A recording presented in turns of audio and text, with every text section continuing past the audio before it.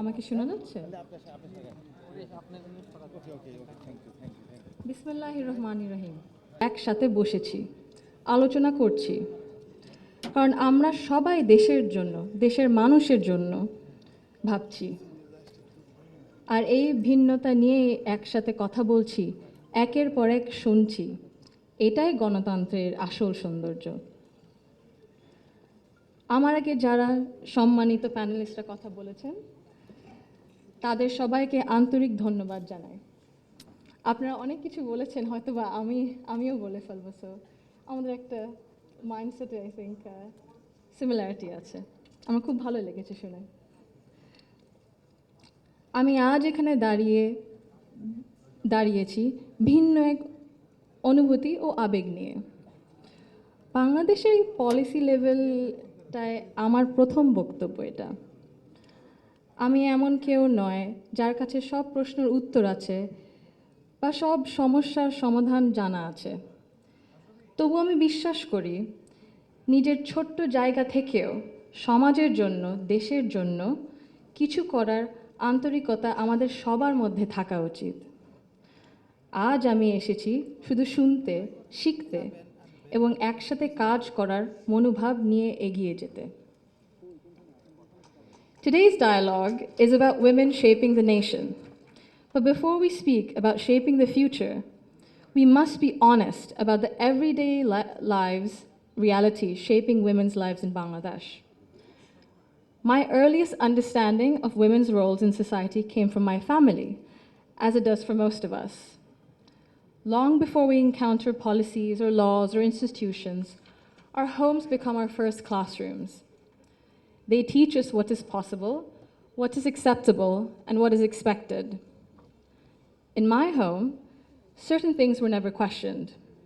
It was never questioned whether a woman could pursue an exemplary medical career while raising a family.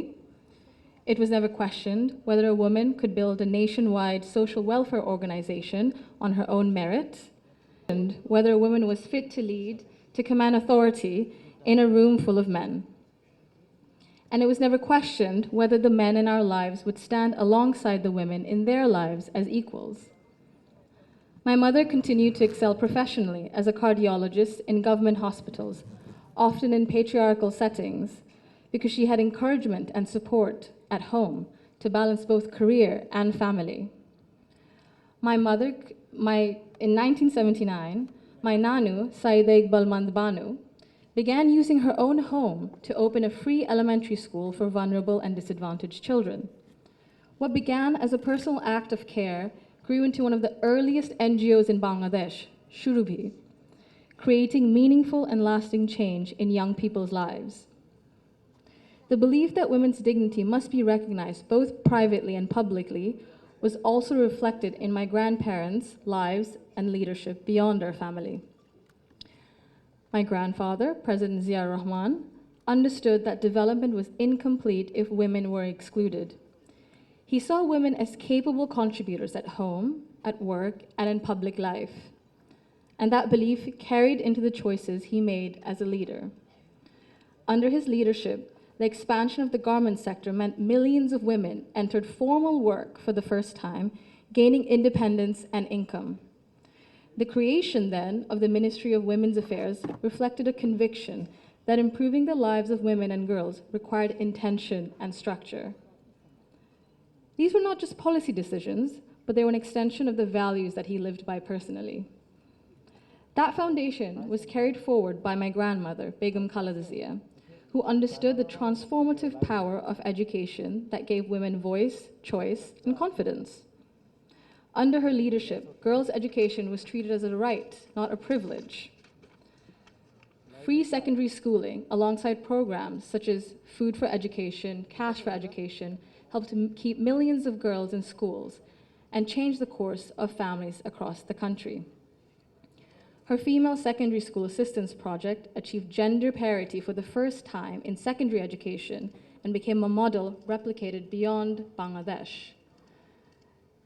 আমি যদি একটু সময় নিয়ে actually একটা ঘটনা মনে এসেছে দাদুর ব্যাপারে এটা বলতে দাদু যখন আমাদের সাথে লন্ডনে ছিলেন গত বছর প্রথমের দিকে, উনি যখন এসেছিলেন তখন হাসপাতালে ছিলেন কিছু চিকিৎসার জন্য।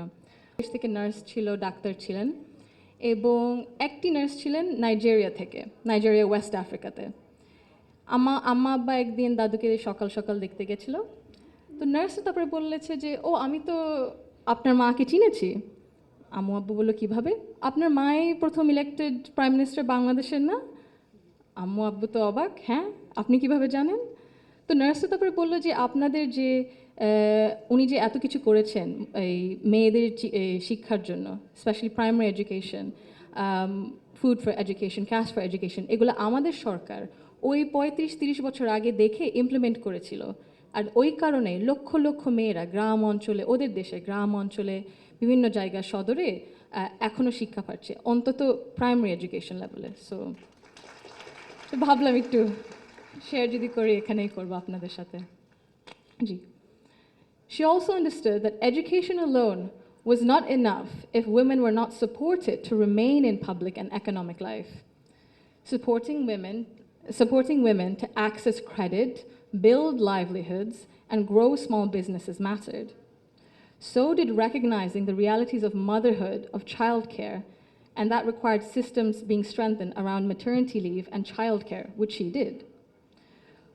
That is because women were made to choose between family and participation in the economy.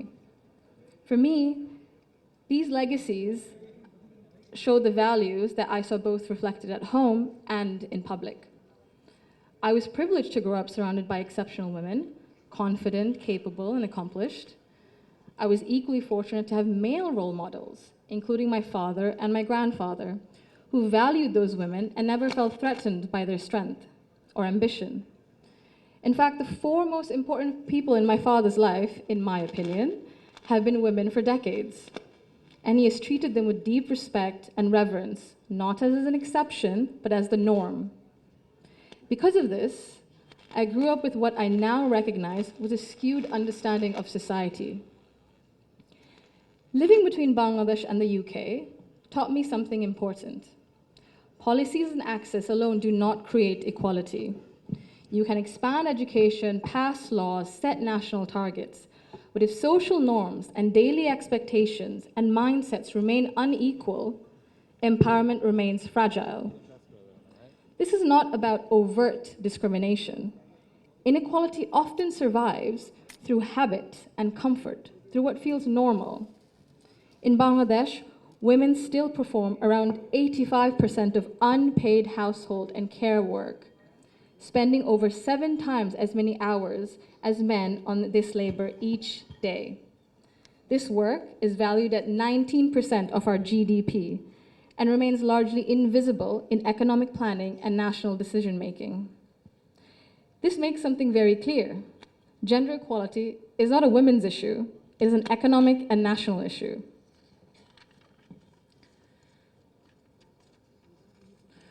When women carry the bulk of responsibility, their participation in the formal economy suffers. Despite significant gains in girls' education, women's labor force participation in Bangladesh remains below 40% compared to over 80% for men. Women are far more likely to step back from paid work after marriage or childbirth, not because they lack ability or ambition, but because systems assume they will absorb the cost. This imbalance begins early. Girls are expected to adjust their ambitions around family needs, while boys are rarely taught that responsibility and care are shared obligations. Over time, this became structural and progress stalls. Women are already leaders, and many of those leaders are in this room today. Women who have carried institutions, families, movements, and communities forward, generation after generation. Bangladesh's progress bears your fingerprints, even when history has not always said your name out loud. This brings me to a central point. Belief means nothing without action. To the men among us, our fathers, our brothers, our sons, our husbands, our colleagues and friends, your support for women's rights matters. Your celebration of women's success matters, but equality cannot survive on words alone. If systems and expectations continue to rely on women's sacrifice as the default, inequality continues comfortably. Fathers, in particular, I believe, have a unique role in breaking this cycle. I'm an only child, and I never was once made to feel that my parents wished for a son instead. My father once scolded someone for even asking that question. He understood that while I was treated with respect and care at home, the world outside would not always be the same. So he made sure that I could navigate it with confidence. What shaped me were not his speeches, but his consistency. Through his daily choices, he showed me what I should expect from the world. This is how change becomes sustained. When men confront in our lives, in our homes, unconscious bias honestly and model their behavior through respect and action, they create space for women not just to survive, but to thrive. In Bangladesh, the cost of inaction is visible. Girls' dropout rates sharply rise during adolescence.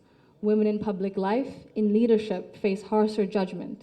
In Bangladesh alone, there's a statistic that 78% of women have faced harassment online, primarily from Facebook. Education and opportunity collapse if inequality at home and in mindset remains untouched. And for a country facing climate change, economic and political transition, demographic pressure, Bangladesh cannot afford to sideline half its population through exhaustion and social expectation. When women are welcomed rather than sidelined, they do not only change their own lives, they change the future of their families and the future of the nation. If Bangladesh wants real progress, not symbolic success stories, but sustained national development, then empowerment cannot stop only at classrooms, only in offices or policies.